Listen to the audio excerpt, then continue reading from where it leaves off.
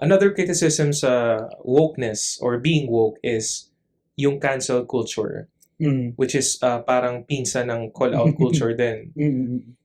So, ano ba yung nakikita nating problema dito sa cancel culture? Kailan siya okay, kailan siya hindi?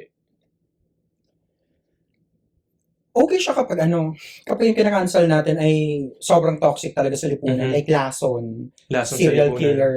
I-cancel yan. Oo. Kapag proven na serial killer, ganyan. Corrupt politicians. I-cancel yan. Trump. Ganon. Mga Hitler levels. Oo, Duterte. Duterte. Cancel Marcos. yan. Marcos. Sara Makilala Duterte. Sara Duterte. Mga Lahat. ganun. Okay, cancel yan. Oo, mga rapists, mga mamamatay Totoo, tao. totoo. Mhm.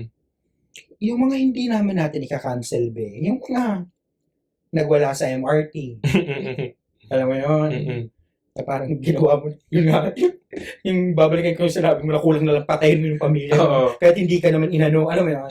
Yeah. So yun, speaking of kahit hindi ka naman inano, pwede din natin dito i-insert, ikaw ba yung dapat mang-cancel yan? Kasi may instances na hindi naman talaga dapat ikaw, kasi hindi ka naman yung involved, alam mo yan? And kasi yung impact niyan, say for example, when you do it online or publicly, yung magkakaroon ng parang public trial na ang impact niya is, for example, kapag trial by publicity, na kapag nakarating yan sa employer ng tao, pwedeng mawala yung livelihood ng taong yun.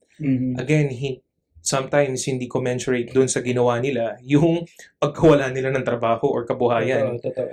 So, especially yung mga ganong sitwasyon, yung mga umiinit yung ulo, ay dahil din sa work pressure. Alam mo yan? Yeah.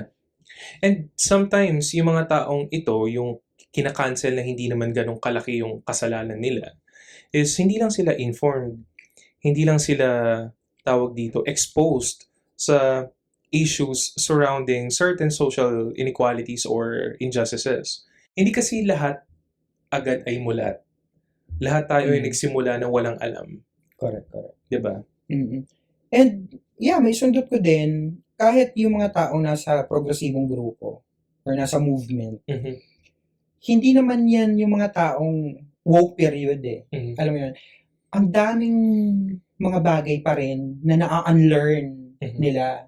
Bukod sa na-learn, may mga na-unlearn din sila. Yeah. So magandang bringing up niya na hindi naman tayo nagsastart na woke agad. Yeah. Alam mo yun? Ang dami nating daladalang backwards and traditional views from our upbringing, from our parents, from our elders, from our kapitbahays na matatanda. Correct. Na kung nandun lang tayo sa chamber na yun, we will remain